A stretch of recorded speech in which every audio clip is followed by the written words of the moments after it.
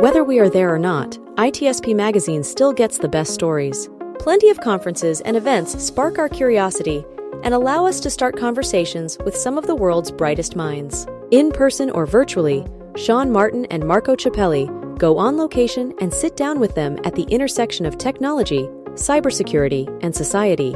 Together, we discover what the synergy of these three elements means for the future of humanity.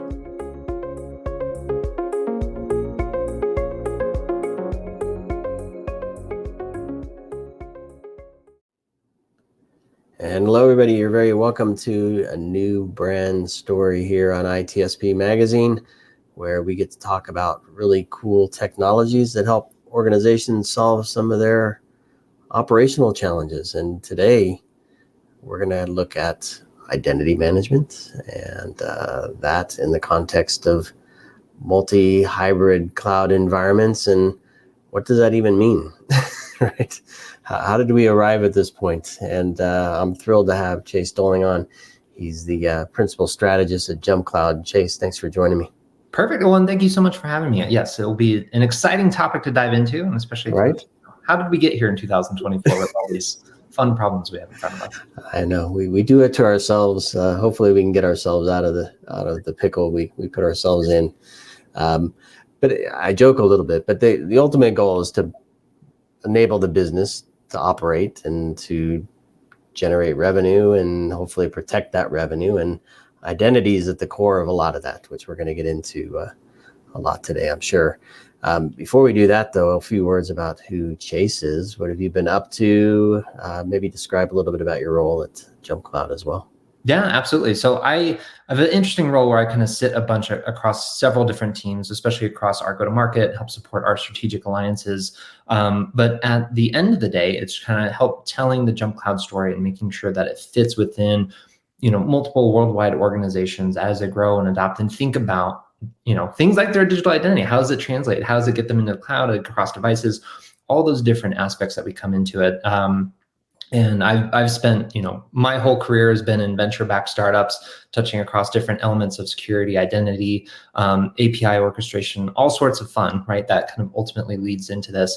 But over that time period, you start to realize, well, there is a core motion, right? And if you can get identity correct, right, it helps prevent so many other headaches that you might have both internally as well as externally. And when you're thinking about reducing that security surface area, right, and from your attacks. Yeah, and we can easily paint a picture where something sits at the center of the hub. It could be data, it could be applications, it could be whatever, but there's no question identity. It really sits at the center, at least for me, because it's what grants access to all these different things, to each other. And I don't know, when I think about identity management, I think it kind of goes through this cycle where it's a big deal and then it kind of goes in the background and it's a big deal and kind of goes in the background. I've seen this happen over the 20, 30 years that I've been in this space. Where do we sit right now with respect to identity and what kind of challenges have emerged? It's a paradox, right? Because when identity works well, you don't think about it, right? The whole goal, as you mentioned, like organizations, it's not to wake up and worry about, oh man, do I have my configurations managed? Like, are we set there? It's no, I want to build and work on and grow the organization, right? I just want to get work done. That's what I want to do. And so I want to log in, I want to go from there. And so we're enabling more technologies to allow people to get to that point. I just want to sign in. I want to leverage biometrics. I want to use certs. I want to use all these different pieces. So that way, actually, I don't have to think about it, right? Like the best identity management is like when you get it out of the way. However, as an industry, we're seeing more and more focus on identity. And primarily that's becoming because there's so many more attacks, right? Especially basically COVID started the golden age of cyber attacks, right? Everyone's working remotely or started to go within that motion.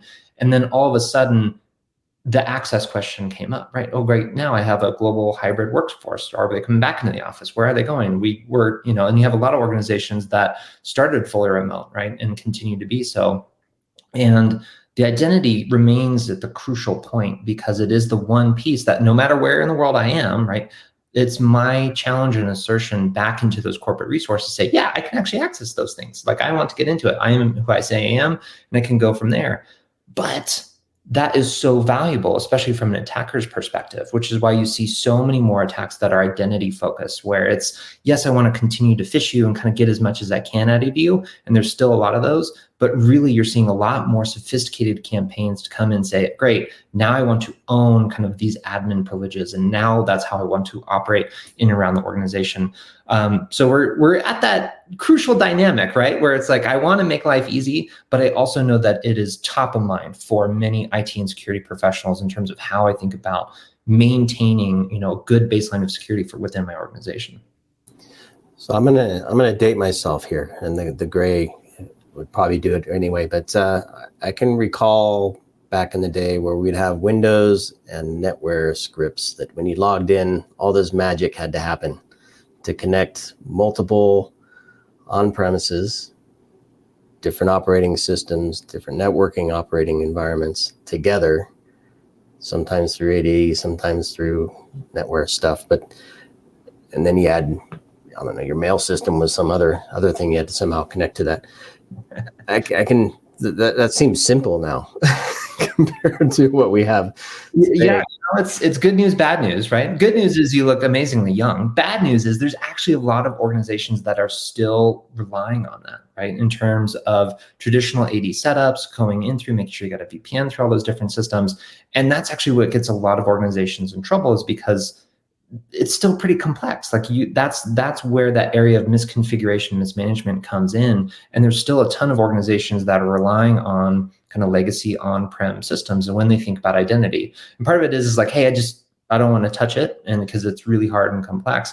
And so, but at the same time, it's the most attacked vector that any organization faces. And so now you're kind of facing this dilemma now of like, great, if I'm a modern organization, I'm going to move away from that stack. And now even traditional organizations are like, okay, when's enough?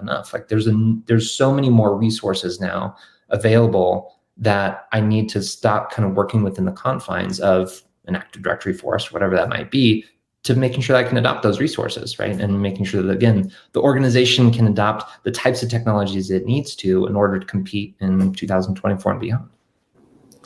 So we're probably preaching a bit to the choir here, folks listening to this, but I really want to drive the point home where identity is kind of enabling all these different things to happen, and the teams involved to ensure that it's all set properly and managed properly and monitored properly. I mean, because ultimately it's about the business workflow, right? So you have employees, you have partners, you have temporary contractors, you have customers, perhaps. That's all people. You have devices, which we'll probably touch on here in a second.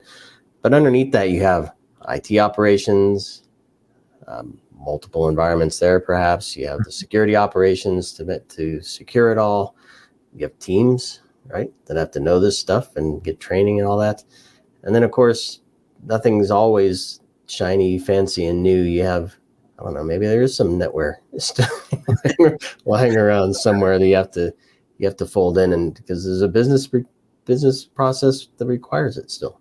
Mm-hmm. So talk to me a little bit about how organizations are starting to analyze the impact identity has on all this stuff, and where they're starting to make some changes to simplify things, reduce exposure, improve their posture, help their teams not pull their hair out. What's going on there? Yeah, I think for a lot of us, it really, the overused and overcoined term, but digital transformation, right? And that was really the first motion where you're like, okay, I'm now going to rely on someone else's services in the cloud to run my core operations of compute, right? And so like, that's kind of where and over time, more and more organizations have gotten more comfortable with the cloud, or have adopted it in certain ways. And you slowly move down this kind of stack. And then kind of the last piece there is the last server in the closet, right, is around your identity. And you're like, okay, now can I finally move that? And there's more of an impetus to do this now, because now all the resources are outside the company, really. Like if I go in the office, like there's not much for me there except for some monitors, right? Because even most of our infrastructure is global. It's now all across. And it no longer is kind of this lock and key scenario that I think most people have within their minds, right? We've kind of moved from this domain area where you kind of walk into an office, hey, everything's there, and you leave the office and everything is still there. Now it's all over, it's 24/7, and it's truly a domainless kind of enterprise operation.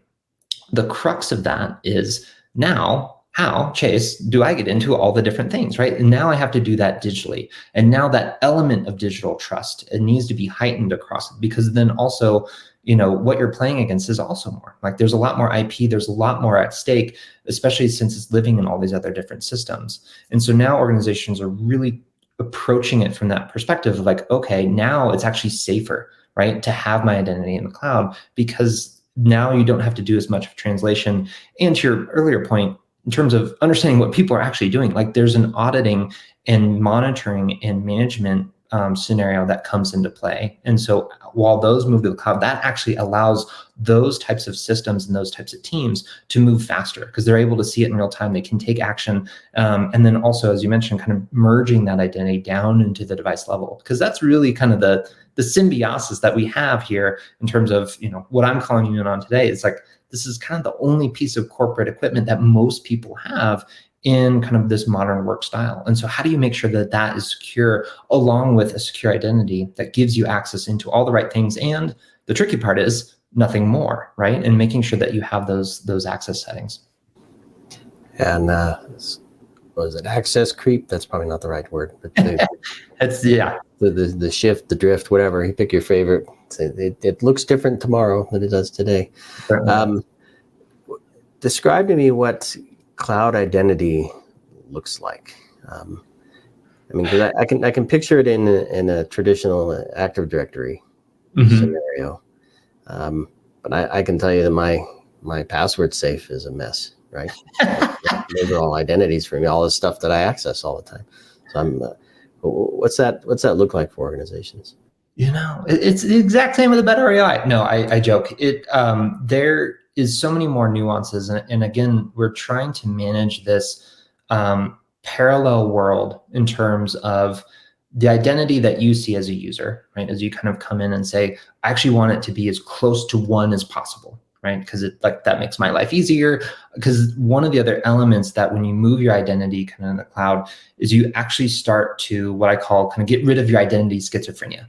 Because even then, I have 10 different logins for all these different resources, and it's all across the area. And then you look at from the other side of the fence, from IT security operations, great, now that's 10 other identities that I have to kind of mishmash and integrate and kind of have a sense of what they're truly getting into. And so for both sides of that coin, there's really this motion to kind of consolidate all those different identities into one kind of truly secure managed identity, because that allows you better visibility. It reduces a lot of the shadow IT that you start to see within organizations. And so that is the goal. And so behind the scenes, right, take the user out of the way and kind of look under the covers, there's a whole lot going on to making sure that that can actually come into what that means within an organization. And so I guess to just kind of walk you through a scenario, Chase, great. Day one, I just joined an organization, but actually, my digital identity and kind of who I have in proof of self goes beyond kind of making sure I got driver's license, passports, and W-2s and all those other pieces. Because really, my goal is access into the work. And my digital identity has actually been created long before that, right? And so either through applicant tracking systems when I first got into the job, and then you go into the HR system, and now you're hired, but then it's great. Now I'm provisioning that into either Google Workspace or Microsoft 365. It's getting provisioned into the devices. What about all the single sign-on apps? Okay, now it needs to be challenged. And so I have some MFA biometrics options that come into it. So even though you're joining the organization already, your digital identity starts to spread really quickly, which is good because it allows you to be predictable and productive. But it's also bad because now if it's not done in an orchestrated or timely manner, then you get this spread, right? And then it becomes a mess later, especially from an offboarding perspective, when someone leaves the organization and say, great, I think we got 8 out of 10, right? Hopefully we didn't miss the critical ones in terms of that offboarding workflow. And so the more that you can get to a 1-to-1 ratio, that is actually the most secure when you think about kind of all the different elements of an identity lifecycle management as you start to go through some of those pieces. And so that's the goal, right? Is to really get it down to one, because it's more manageable, it's more automatic, and it's more auditable, which is, the favorite piece right now, because there's a lot of organizations that are really going after kind of ISO and SOC 2 and other compliance frameworks, or even cyber insurance, where you have a little bit more checks and balances than most organizations are used to. And that's really helping them accelerate from their security perspective. So what are some of the triggers, life events at work that kind of prompt, I don't know, is it security teams, IT teams, both together, to say, we need to change this? It's either gotten out of hand, or we're about to embark on this new project and that's not going to scale. The performance is going to lag, whatever. Paint a few or share a few stories where organizations say, now's the time to kind of scrap the legacy stuff and let's transform our identity program. Yeah. I think there's a couple different ways that we can approach that, and I'll kind of share it kind of two, maybe a couple more anecdotes around kind of more external, right? And say, hey, there's a lot of things going on in the world. And then also I'd say internal that are company focused, that we start to see and kind of, and there's hundreds more, right? As we can kind of look across this, but I think everyone can start to relate at least a little bit. The first, when you look at external adjustments and say, great, what's going on in the world? One, everyone and their mother is talking about AI. We also have, higher interest rates, so things are more expensive. There's workers everywhere now, because I think, it used to be, hey, we got into remote work and that was a really big challenge. But now a couple of years later, I think everyone's really kind of adopted it. And now you're actually seeing more organizations kind of accelerating that. So there's a lot more global talent that is available. And each one of those comes with different nuances, where the teams are looking at, okay, can we bring on the right people in the right places to access those right things? And how much does it cost, right? Is there an opportunity to bring in platforms where you're able to consolidate multiple different point solutions that you might have paid for, right? So there might be an economic driver where you're looking at, say, great, here's how I want to do that. Another one is in terms of just general security threats. There's a lot more going on. There's a lot more organizations that have either been attacked, been exposed, or there's those external threats that are coming in and say, okay, now's the time, right? If it hasn't happened already, it's going to happen soon. So what are some of the actions that we need to take? Those are some of the moments that you kind of start to get yourself off the couch and really start to evaluate truly kind of what's out there in the market, and what are the changes that me and my team can start to make to be ready and adopt as we move forward in the world. The other aspect I would say is, like, let's imagine you're part of an organization that's super successful. Let's play that out. Great, we raised some funding. We're growing really fast. We went from 100 people to 500 people. Now we're tracking towards 1,000. Well, that becomes a nightmare for many identity and security teams, because now you have an influx of people that are all trying to access the same things at once. And now automatically you have to scale kind of all these different aspects around your organization. And not only do you have to do that, you also kind of have to up level it a little bit, right? Because you're building brand, you have a lot more equity in the world. And those are some pieces that you really say, okay, great. Now, what are the types of software and processes that I need to adopt, not only to kind of manage what I have now, but also continue to grow? Another interesting nuance around that is, great, maybe it's around M&A. So you acquire another organization that has different settings, right? They were on a different stack. They're kind of doing different things. So now how are you able to manage their identity, kind of bring it into your existing identity, all while making sure that the rest of this goes? And so there's a couple different nuances even within that, where you start to think about, okay, again, how can I start to consolidate not only what I'm leveraging across my product stack to making sure that I don't have to integrate 10 different things all into each other, but then also from an identity perspective, say, how can I start to making sure that people have access to what they need, even though we have, we might have purchased a bunch either through acquisition or just organic growth. Now it's time to come into the fold. And I know, thank you for that. I know each environment's different, different processes, different tech stacks, whatnot. But where do you find the most success where do organizations typically start, where you see they have the most success in the updating of their identity program? I'm trying to frame and scope where they begin their journey. I think one of the pieces that I come back to a lot, or at least we see, it really comes back into a mentality in terms of how you think about things. And I would say that the older mentality of kind of, okay, great, we'll either just, we'll mention Microsoft here, but just buy all the Microsoft stuff, great, implement it and kind of go from there, because we've done it for the last 20 years, right? And so there's a rinse and repeat motion and kind of other things, which is fine. Right. But if you want to evolve and be ready for what's next, then you need a little bit more of a different approach in terms of, okay, let's get back to some first principles of like, what do I really need to operate? I need to operate the device in front of me. I need to operate the website behind it. I need to operate the applications behind that, and making sure that those access patterns are set up for success within my organization. And so I think it's really kind of stepping back and say, oh, great, I don't need to buy everything across the shelf, but what is the most ideal scenario? And so that way I can just enable people to work.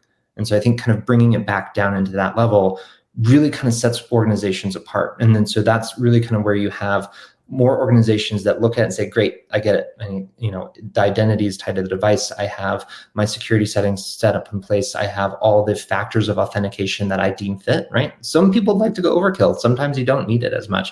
And so it's really finding that balance where it allows you to move as fast as possible, but as secure as possible. And if you have that type of mentality, then that's really where you start to go discover, get curious. What else can you add into your organization that moves a little bit faster versus, well, the rest of my laurels are kind of, I did this, last organization I was in, right? And so if you have kind of more of a rinse and repeat mentality, especially for kind of rotating CISOs or other pieces where it's like, no, this is what I'm comfortable with, I'm going to go, that's fine. But your other peers will start to outpace you because then they're starting to look at other pieces, bringing that in. And, AI is just another accelerant on that, right? Another topic. They say, great, how do I want to add that in? But it's always a part of 5 other products that you're thinking about or operating within your business to making sure that it's stable. So that's usually where I'll see most of our customers kind of outpace. And then it really kind of cuts across industries, geos, kind of everything else, because we have a global expanding customer base, and I'd say multiple different industries, which is frustrating for me because I'm a marketing nerd and you can't pick a vertical. But it goes to show you how broad and how important managing a secure identity, merging of the device has truly become within modern organizations. Yeah, and the key, if you ask the business leader here, is that they want to reduce friction, right?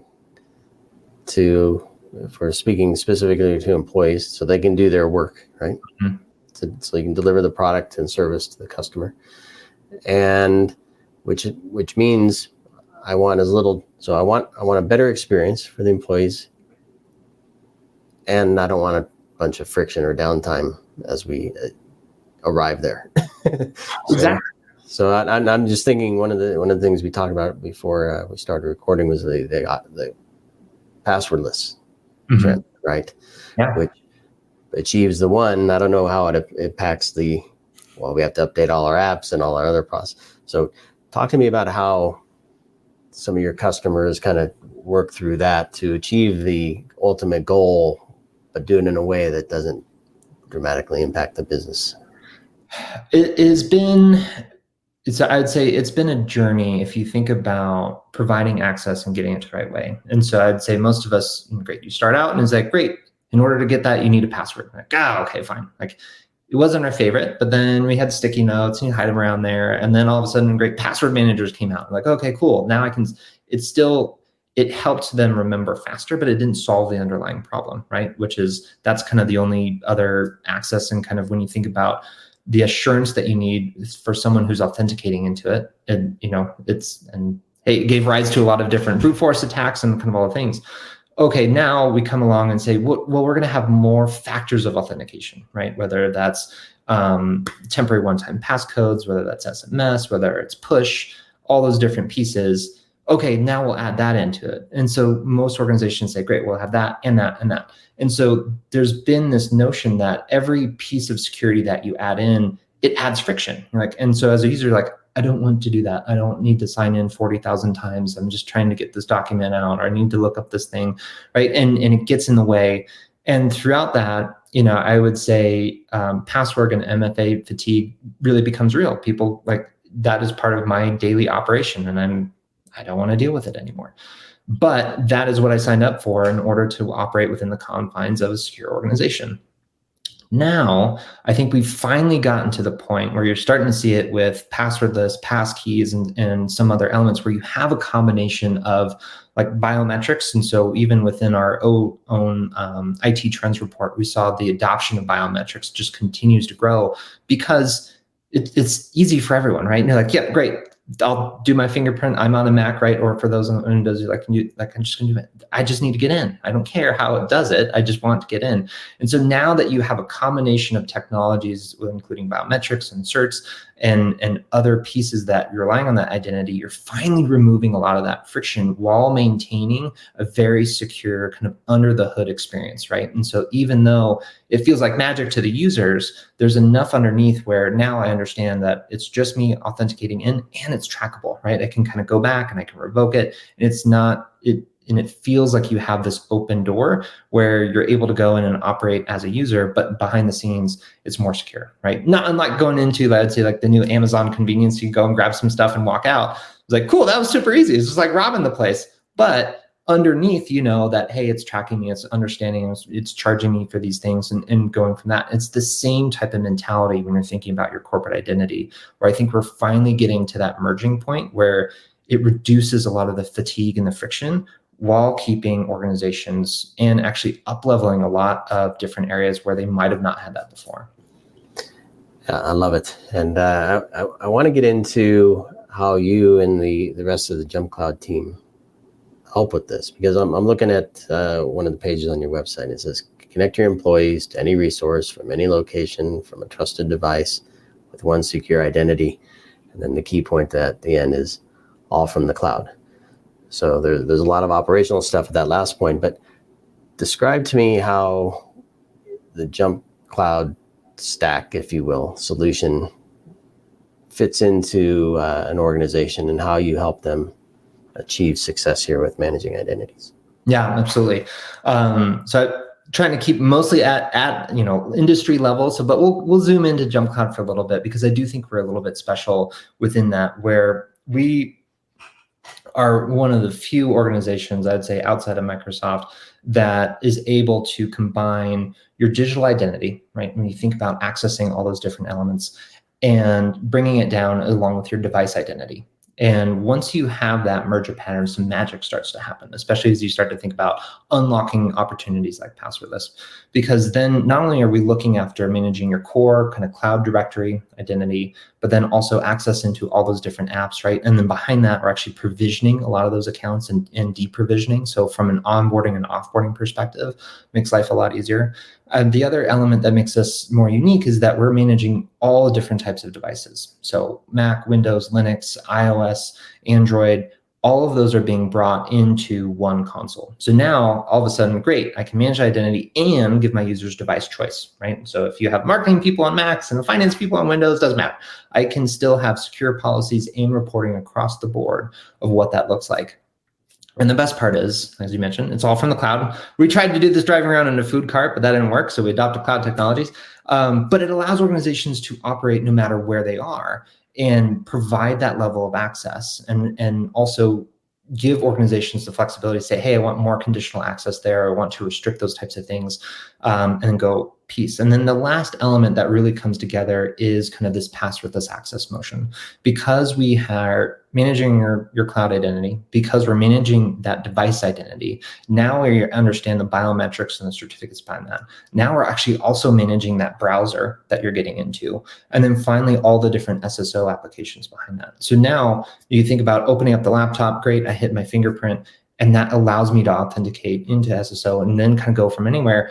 I didn't have to do anything, right? And it's like, great, it was like one finger and a click, and now I can get into Salesforce runs reports or whatever it might be to be in order for me to operate as a modern knowledge worker. And you kind of take location out of that, right? And it really allows organizations just operate wherever they are, because you have those conditions in the back end where it's like, well, that IP range looks a little funny, or you're kind of doing upside. Like there's the monitoring, right? That the cloud also provides, and it provides those teams a lot more security and sense in terms of truly what users are doing across the organization to allow them to adopt and empower those employees a little bit more. So I wrote down some, I'll call them attributes. Unification, consolidation, I don't know if there's one and the same, but visibility, policies with controls, scalability, you mentioned ability to audit and monitor this stuff. Those are all attributes of, for me anyway, of a program that is set to succeed.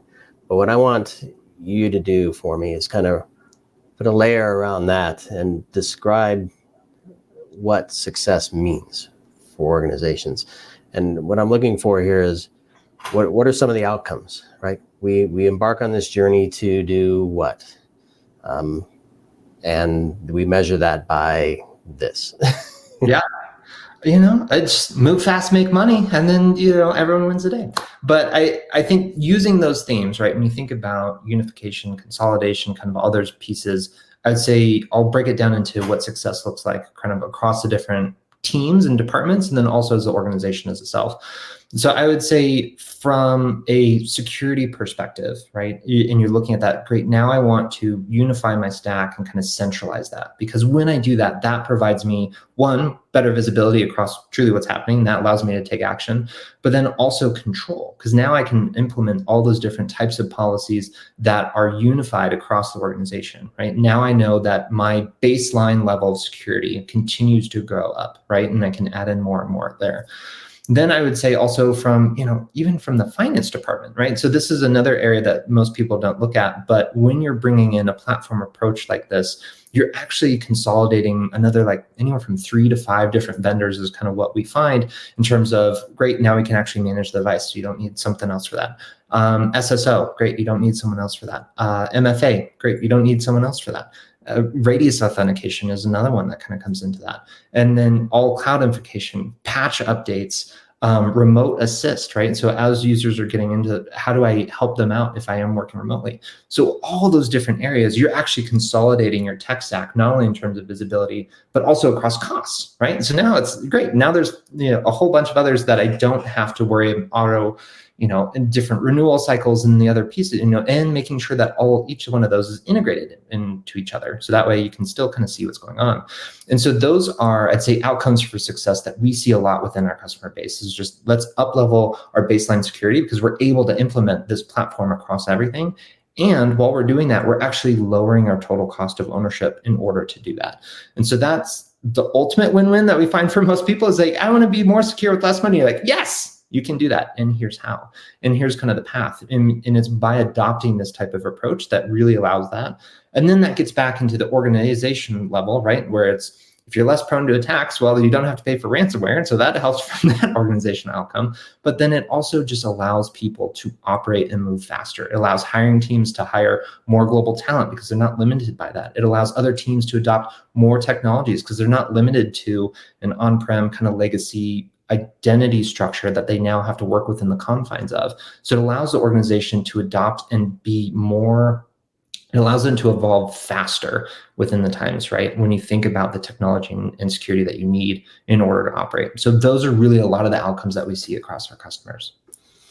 I love it. And my brain always looks at everything like a program. I can just picture an environment where I can see this is how everything kind of should play out. These are the systems and the applications and the users and the devices. And I'm gonna orchestrate everything right here based on the scenarios that I want to enable so the business can succeed. Python scripts. Let's just get it down and go. Exactly. And then so the experience for the administrators and the managers of this stuff becomes more consistent, I think, and maybe a little straightforward. But then the experience for the end user clearly is less of a jumbled mess.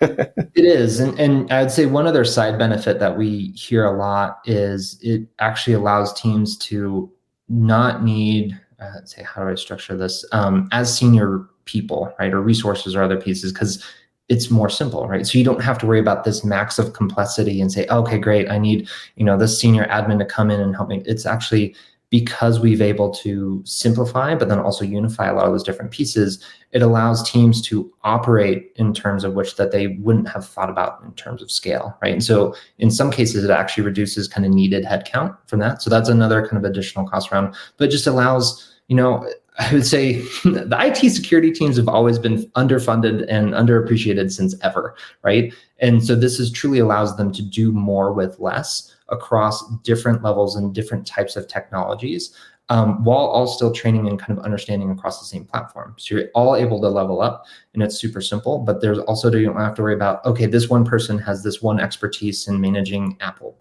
This one person has one expertise in kind of worrying about our AD environment, or you're able to cross-train a little bit faster and level up that entire team. So from an HR and career building perspective, that also is another motivator that we see. Nice one. Well, Chase, it's been great chatting with you. I think I could start a whole new line of questions, and we can probably go another half hour, 45 minutes. But I think we'll leave it here for folks. I'm going to ask you this final question as a closing comment from you. Mm-hmm. If there's one thing organizations should do to redefine cybersecurity with identity at the core of it, what would you recommend? I always leave the tough ones for last. I know. That is a good one. And I think, I don't want to give like the consulting, it depends answer.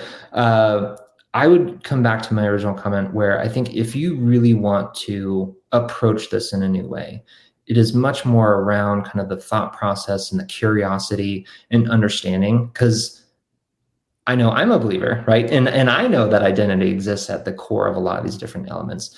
But I think other people might not realize it because there's other competing priorities, right? And say, hey, how does this, I'm more worried about my infrastructure on this type of stack, or I'm more worried about revenue and marketing numbers, or I'm more worried about all these other different components when you think about that. But when you start to dissect it and have a little bit more of a curious mindset and approach into that, you automatically come back to, well, it's been there the whole time, right? It's been there for all of us. It's how we log in. It's how we do these types of things. And so I think it's just questioning that and be like, well, have I been not complacent, but have I been taking that for advantage? Like, have I underestimated its value? And I think that's really what has gotten a lot of organizations in trouble when you especially think about ransomware and other elements, is kind of took it for advantage. Like we didn't update the settings. And it's even the same as, when you buy a new router for your house, you didn't change the password. Like you didn't really think that there was that motion. And so I think for organizations, if you're able to flip that script and really just, spend 20 minutes saying, great, if something like this that has happened and it's identity driven, what could truly happen? It's really eye opening in terms of now you can start to think about that scope. And then it gets you into that mode of, okay, well, now what? How can I secure that? What does this lead into? What does that lead into? And what we find, a lot of really smart organizations and smart CISOs will start within that notion of then backtracking from there. Great, how do I have, I'd say the best outcome path for anyone across the organization? And it comes back to identity. So if you're able to secure it from that level, everything else starts to fall into place. And your whole security and IT operations team becomes much more streamlined. Yeah, that was perfect. The hard question last, you answered it. You answered it beautifully. I think the very first thing, obviously, is understanding: is there something better here? Yeah. Can I make some improvements in it? And clearly, if you can make improvements here in the program, improve the efficiency of the larger program, you can apply resources to other things that you may have been challenged with as well. So, exactly. Jay, it's been fantastic chatting with you. I hope folks learned a bit here, and certainly get them to think a bit. And if they need some advice on how to get that journey going, do that initial analysis, and take some first steps to make things better, I would encourage them to chat with you. I enjoyed this conversation, so I imagine they would as well if they reach out to you. Yeah, perfect. Likewise. Thank you so much. An amazing set of questions. It was fun to dive into all these different nuances and elements as you start to think coming into the fold. So thank you so much for having me. I really appreciate it. My pleasure. And I don't know, maybe we can nerd out on some sector specific stuff at some point. I'm thinking ICS and OT and all these fun different things that who knows what kind of fun goes on in there. Yeah. But anyway, Chase, thank you. Thank you to JumpCloud team for sharing your brand story with us and our listeners. And please do connect with Chase and the JumpCloud team, and we'll see you on the next one. Thanks, everybody.